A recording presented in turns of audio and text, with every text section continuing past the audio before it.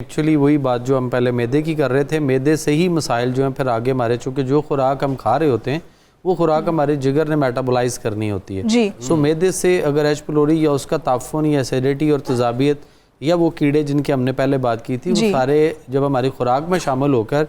हमारे लिवर में मेटाबोलाइज होने के लिए वो खुराक हमारी पहुंचेगी तो उसका जिगर पे इफेक्ट आएगा। सही। तो जिगर फैटी भी हो सकता है, फिर आगे चल के उसके गर्मी खुश्की का आंसर जब बढ़ेगा बॉडी के। सिम्टम्स क्या होते हैं, हमें कैसे पता चलता है कि कोई मसला है? उसमें ये होगा कि आपको खट्टे डकार आना, एसिडिटी, तेजाबियत, गैस अफारा, कॉन्स्टिपेशन और खुराक सही हजम नहीं हो रही, सही जुज़्वे बदन नहीं बन रही, उसके बाद पेशाब का पीले रंग में आना, आंखों में पिलाहट। डॉक्टर साहब ये तो सीधा सीधा जादू का मामला है। नहीं सर, सारी अलामतें वही है। उसके बाद एक्चुअल जो पोजीशन है, एक इसमें सबसे बड़ी वजह जो इस वक्त हमारे यहाँ माशरे में है वो ये है कि हम मगरब के बाद फौरी खा लेना चाहिए, मगरब के अज़ान के, और उसके बाद जब अंधेरा शुरू हो जाए तो उसके बाद हमें खाना, ख़ास तौर पे खाना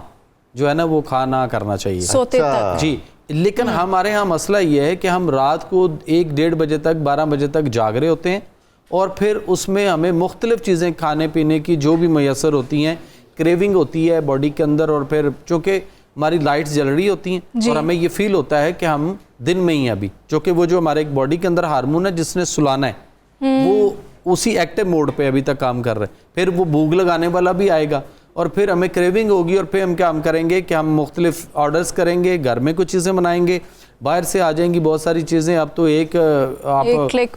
के ऊपर आपको हर चीज़ मिल रही है। सो ये जो हम रात को देर तक खाने वगैरह खाते रहते हैं, ये सारे का सारा हम सो जाते हैं बाद में, लेकिन हमारा सिस्टम नहीं सोता जिसको रेस्ट करनी चाहिए, तो वो सारा उस पर बोझ बर्डन रहता है। फिर लिवर फैटी आएगा, लिवर फैटी आएगा तो जारी बात है कि लिवर के जितने भी मसाइल है वहाँ से मुख्तलिफ डिजीज़ पैदा होंगी, फिर वो पीला नीला काला यरकान तक जाएगा मामला, फिर hepatitis A B C D E F तक जाएगा, जिगर सुकड़ेगा, पेट में पानी आएगा, और हम सिर्फ एक PCR का टेस्ट करवाकर उसमें नॉट डिटेक्टेड की रिपोर्ट के ऊपर मुतमिन बैठे होते हैं कि जी मेरा जो है ना वो नेगेटिव, हालांकि वो नेगेटिव नहीं, वो लिखा होता है नॉट डिटेक्टेड। तो ELISA मेथड में करवा के देखना चाहिए, वहाँ से आ रहा है तो तिब्बे नबवी के अंदर और तिब्बे कुरानी में यानी नेचुरोपैथी में उसका बेहतरीन इलाज मौजूद है, और 1-1.5-2 महीनों में वो हेपेटाइटिस चाहे वो जिगर के कैंसर तक पहुंच चुका हो, मरीज उससे जो है वो ठीक हो सकता है। बहुत शुक्रिया, बड़ी इनायत।